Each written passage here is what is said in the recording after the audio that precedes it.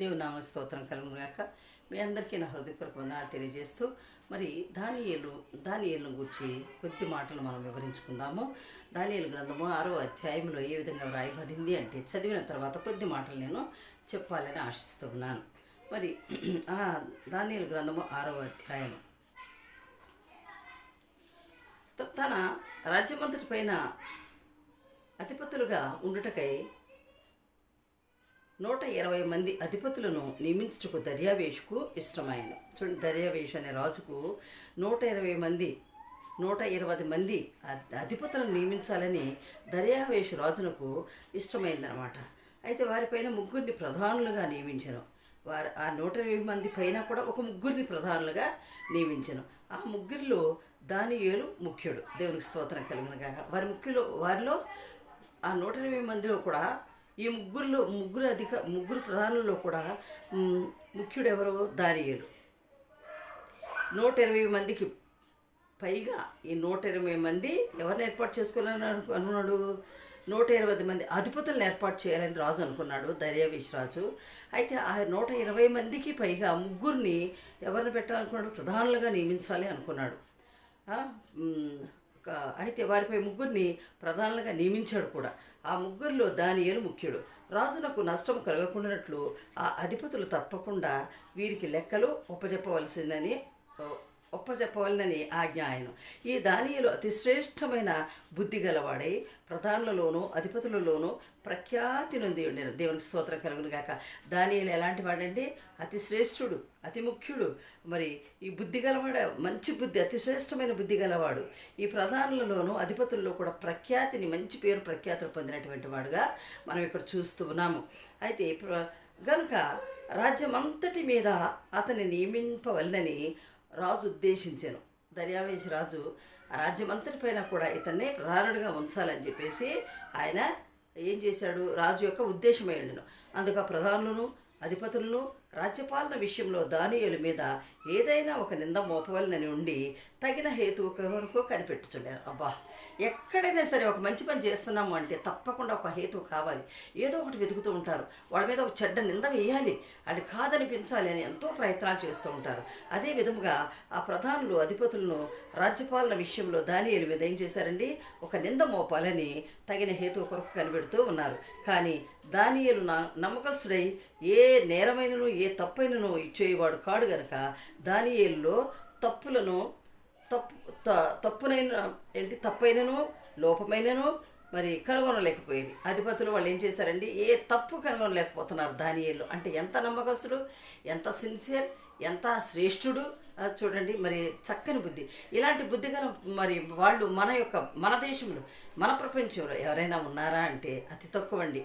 మరి కాబట్టి అంటున్నాడు చూడండి, మరి ఏం చేశాడు? దానియేలు నమ్మకస్తుడై ఏ నేరమైనను ఏ తప్పైనను చేయవాడు కాడు గనక దానియేలులో తప్పైనను లోపమైనను కనుగొనలేకపోయి అందుక మనుషులు అతని దేవుని పద్ధతి విషయమందే కానీ, చూడండి, దేవుని పద్ధతి విషయమందే కానివ్వండి, మరి రాజునొద్దకు కాబట్టి ఆ ప్రధానులు అధిపతులను రాజునొద్దకు సందడిగా కూడి వచ్చారు. ఇట్లా అన్నారు: రాజుకు దర్యావేషు చిరంజీవివై ఉందువుగాక. వాళ్ళు ఏమంటారు చూడండి, వచ్చి చిరంజీవివై ఉందువుగాక. రాజ్యపు ప్రధానులను సేనాధిపతులను అధిపతులు మంత్రులు సంస్థానాధిపతులు అందరూ కూడి రాజు ఒక ఖండితమైన చట్టం స్థిరపరిచి దాన్ని శాసనముగా చాటింపచేయనట్లు యోచన చేశారు. చూడండి, వాళ్ళందరూ ఒక శాసనం తయారు చేయించాలి రాజు చేత అని ఒక ఆలోచన చేశారు. అది ఎట్లనగా 30 దినముల వరకు నీ యొద్ద తప్ప ఏ దేవుని యొద్ద అయినను మానవుని యొద్ద అయినను ఎవడునూ ఏ మనవియు చేయకూడదు. ఎవడైనాను చేసిన వాడు సింహముల గుహలో పడద్రోయబడును అని చెప్పేసి ఒక శాసనం తయారు చేయించాలని వాళ్ళు నిర్ణయించుకున్నారు. చూడండి, 30 దినాల వరకు ఎవరు కూడా నీ సముఖంలోనే ఉండాలి.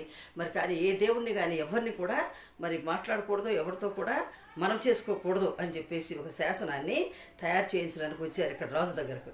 ఎవడైనాను చేసిన వాడు సింహముల గుహలో పడద్రోయబడును అని చెప్పేసి శాసనం. రాజా, ఈ ప్రకారముగా రాజు శాసనము ఒకటి పుట్టించి మాదీయుల యొక్కయు పారసీకుల యొక్కయు పద్ధతిని అనుసరించి స్థిరముకు శాసనముగా ఉన్నట్లు దాని మీద సంతకం చేయమని మనవి చేసేసారు. చూడండి, ఒక శాసనం పుట్టించు, ఈ విధంగా అని చెప్పేసి వాళ్ళు శాసనం చేయించడానికి మరి ఆ రాజుతో ఒప్పించారనమాట. పుట్టించి కాగా రాజుకు దర్యావేషు శాసనము వ్రాయించి సంతకం చేసేసాడు. చూడండి, వాళ్ళందరూ చెప్తూ ఉండగా ఒకమిడిగా వచ్చి సందడిగా వచ్చి వాళ్ళందరూ కూడా ఒకే మాట మీద ఉన్నారు. చూడండి, ఏదైనా మనకు కావలసినప్పుడు మనందరము ఏకముగా ఉండాలి, ఏకమనస్కులమై ఉండాలి, ఏకకంఠం వినిపించాలి. అంతేగాని మరి నువ్వొక స్వరం వినిపించి నేనొక స్వరం వినిపిస్తే అక్కడ రాజశాసనం నెరవేరుతుందండి? నెరవేరదు. ఇప్పుడు మనం లోకరీతి అయినా సరే దేనికైనా పోరాడుతూ ఉన్నామంటే మనందరం ఒకటిగా ఉండాలి, ఒక మాటగా ఉండాలి. అంతేగాని నాది నేనే నీది నేనే ఒకరి మీద ఒకరు కోపం పెట్టుకుని సుప్పనత్తనం వ్యసనం అంతా చూపించి సొంత వాళ్ళ డొక్కల్లోనే పొడుస్తూ సొంత వాళ్ళతో తిరుగుతూ, అది ఎవరో కాదండి, నా చెల్లె శాంత సువర్ణ లలిత కుమారి దాని పేరు. అది ఎంత చెడ్డదంటే పక్కలో తిరుగుతూనే ఉంది, మంచి మాటలు చెబుతూనే ఉంది, అటు చెబుతుంది ఇటు చెబుతుంది. ఇంత దుర్మార్గులు ఉన్నారు చూసారండి. ఒక్క దగ్గరే ఉండి ఒక్క దగ్గరే తింటూ సొంత రక్త సంబంధినైనా నన్ను డొక్కలో పొడిచిందండి. చూడండి, చెప్పరాని మాటలు చెబుతూ ఉంది వాళ్ళకి. మరి ఇప్పుడు ఒక ప్రాబ్లంలో ఉన్నాం, ఇంటి విషయం, మా తల్లిదండ్రుల విషయంలో ఉన్నాం. ఎవరో వద్దు, ఎవరి గురించి నేను ఉదాహరణ చెప్పనండి. ఎవరో వద్దు, నా ఇంటి వాళ్ళే నాకు ద్రోహులు, నా ఇంటి వాళ్ళే నన్ను పక్కలో బల్లెంతో పొడుస్తూ ఉన్నారు. ఆమె ఏం చేసింది, నేను ఎక్కడైతే మాట్లాడుతూ ఉన్నానో వాళ్ళ దగ్గర నా మీద చెడ్డగా నింద మోపింది. అయినప్పటికీ పర్వాలేదు, నీ పగవారి ఎదుట దేవుడు పగవారిని ఏం చేయాలో అది చేస్తాడు దేవుడు. కాబట్టి చూడండి, ఒక మాటతోనే ఉండాలి. ఏ సమస్య మీద పోరాడుతున్నామో ఆ సమస్య మీద నిలబడాలి. నిలబడలేనప్పుడు దీనికి కావు దేవుడు భూమి మీద నుంచి తీసేస్తాడు. ఇట్లాంటి వాళ్ళని అది అనుభవించుకోవడానికి చచ్చిపోతారండి. నిజంగా చెప్తున్నాను, ఇది దేవుని శాసనం. ఇది దేవుని యొక్క తలంపులు వేరు, మన తలంపులు వేరు, దేవుని తలంపులు మన పట్ల వేరై ఉంటూ ఉన్నవి. అప్పుడు అంటున్నాడు, చూడండి ఏం చేశారు, వీళ్ళందరూ కలిసి ఏకకంఠంతో చెప్పినప్పుడు రాజు ఏం చేశాడు, ఆ శాసనాన్ని స్థిరముగు శాసనముగా ఉన్నట్లు దాని మీద సంతకమును చేయమని మనం చేసినప్పుడు రాజు ఏం చేశాడు, దర్యావేషు శాసనము రాయించి సంతకం చేసేసాడు. ఇట్టి శాసనము సంతకము చేయబడినని దానియేలు తెలుసుకునినను అతడు తన ఇంటికి వెళ్ళి యథాప్రకారంగా అనుదినము ముమ్మారు మోకాళ్ళుని తన ఇంటి పైగది కిటికీలు యెరూషలేము తట్టునకు తెరవబడి ఉండగా తన దేవునికి ప్రార్థన చేయొచ్చు, ఆయనను స్తుతించుతూ వచ్చాను. దేవుని స్తోత్రం కలుగును గాక. ఈ విధంగా శాసనం రాయించారు అందరూ వచ్చి. కాబట్టి మరి రోజు ప్రార్థన చేస్తాడు కదా దానియేలు. మరి దానియేలు విన్నాడు ఈ వార్త. విని తన మనసులో అయినప్పటికీ దేవుని దగ్గర మొరపెడుతూనే ఉన్నాడు, దేవునితో మాట్లాడుతూనే ఉన్నాడు. తన ఇంటికి వెళ్ళిపోయాడు. ఈ మాట విన్న తర్వాత విని ఇంటికి వెళ్ళి తన కిటికీ తలుపులు తీశాడు. కిటికీ తలుపులు తీసినప్పుడు యెరూషలేము అనే దేవాలయము ఇతని కిటికీ తలుపుల్లోంచి కనపడుతూ ఉంటుంది. అప్పుడు రోజు ఆ కిటికీలు తీసి యెరూషలేము తట్టు తిరిగి ఆయన ప్రార్థన చేస్తూ ఉన్నాడు. చూడు, కిటికీలు యెరూషలేము తట్టునకు తెరవబడి ఉండగా తన దేవునికి ప్రార్థన చేయుచు ఆయనను స్తుతించుచూ వచ్చెను. ఆ మనుష్యులు గుంపు కూడి వచ్చి దానియేలు తన దేవునికి ప్రార్థన చేయుటయు ఆయనను బతిమాలుకొనుటయు చూచి రాజు సముఖమునకు వచ్చి శాసన విషయమును బట్టి, రాజా 30 దినముల వరకు ఎవరితో మనవి చేయకూడదన్నాం కదా, కానీ నీకు తప్ప మరి ఏ దేవునికైనాను మానవునికైనాను ఎవడునూ ప్రార్థన చేయకూడదని చెప్పాం కదా. మరి ఎవడైనాను చేసినట్లా వాడు సింహముల గుహలో పడద్రోయబడునని నీవు ఆజ్ఞేయలేదా? నువ్వు ఆజ్ఞ ఇచ్చావు కదా రాజా. కానీ దానియేలు ఏం చేస్తున్నాడో తెలుసా, వెళ్ళి ప్రార్థన చేస్తున్నాడు, రోజుకు ముమ్మారు చేస్తున్నాడు ప్రార్థన అని వెళ్ళిపోయి రాజుగారికి సాడీలు చెప్పాడు. ఇదే నేను మంచి చేస్తూ ఉండగా, నేను మంచి మాట్లాడుతూ ఉండగా మా చెల్లివాడు ఏం చేసిందంటే ఆ గడుసుది, ఆ దుర్మార్గురాలు వెళ్ళి వాళ్ళకే చెప్పింది. వాళ్ళే మా భూమిని కొనుక్కుంటానన్నారు. ఆ కొనుక్కుంటానన్న వాళ్ళకి నా మీద చెడ్డగా చెప్పినప్పుడు వాళ్ళకి మనసు ఉంటుందా అండి? నాతో మాట్లాడతారా? మాట్లాడకుండా చేసింది. నేను పోరాటం ఎవరి కొరకు? ఆ అమ్మాయి కొరకు కూడా పోరాడుతున్నాను కదా. కానీ ఆ అమ్మాయి ఎలా చేయలేదండి. చూడండి ఎంత దుష్టురాలు ఆమె. దుష్టుడితో నిండుకొని పోయింది, దుష్ట తలంపులతో. దేవునికి స్తోత్రం కలుగును గాక. వీరిలో కూడా దుష్ట తలంపులుండి వెళ్ళి దానియేలు మీద చాడీలు చెప్పినప్పుడు దానియేలుని ఏం చేశారు, తీసుకుని వెళ్ళి సింహాల గుహలో నకనకాలాడుతున్నాయి ఆకలితో ఉన్న సింహాల మధ్యలో అతన్ని పారవేయటం జరిగింది. ఆ గుహలో పడద్రోయినని ఆజ్ఞ ఇచ్చేశాడు. ఆ మనవి చేయగా రాజు మాదీవుల యొక్కయో పారసీకుల యొక్కయో పద్ధతి ప్రకారము ఆ సంగతి స్థిరము, ఎవరినూ దాన్ని రద్దుపరచజాలరని చెప్పేసి అందుకు వారు చెరపట్టబడిన యూదుల్లోనున్న ఆ దానియేలు నిన్నే గాని నీవు పుట్టించిన శాసనమునే గాని లక్ష్య పెట్టక అనుదినము ముమ్మారు ప్రార్థన చేసి వస్తున్నాడండ్రి. రాజు ఈ మాట విని బహుగా వ్యాకులపడ్డాడు. దానియేలును రక్షింపవల్లని తన మనసు దృఢం చేసుకున్నాడు. రాజు చూడండి, రాజు మనసులో మంచి ఉంది. అయితే నన్ను కూడా, నా మీద ఎవరికైతే చెప్పిందో వాళ్ళకి మంచి మనసే ఉంది. దీనికి తెలియదు ఆ విషయం.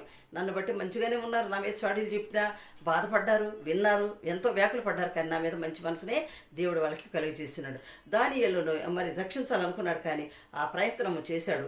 కానీ వారు, ఆ మనుషులు దీన్ని చూసి రాజసన్నిధిలో ఏమంటారు, రాజు సిద్ధపరిచినటువంటి ఆ శాసనం కానీ దేన్ని కొట్టేయకోకుండా తీసుకెళ్ళి దానియేలుని సింహాల గుహలో పారవేశారు. కానీ దేవుడు అతని ప్రార్థన ఆలకించి ఆ సింహాల నోళ్ళ మూయించి దానియేలును తినకుండా చేశాడు దేవుడు. ఎంత గొప్ప దేవుడు! దానియేలు మరి ఆ రాజు దర్యావేషు రాజులు చూసినప్పుడు దానియేలుని ఏమీ చేయలేదు. అవి అప్పుడు పశ్చాత్తాపడి నిజమైన దేవుడు నీవు ప్రార్థించే దేవుడు నిజమైన దేవుడని మరి దేవుణ్ణి తన మనసు మార్చుకుని దేవుణ్ణి అంగీకరించడం జరిగింది. దేవునికి స్తోత్రం కలుగును గాక. ఆమేన్.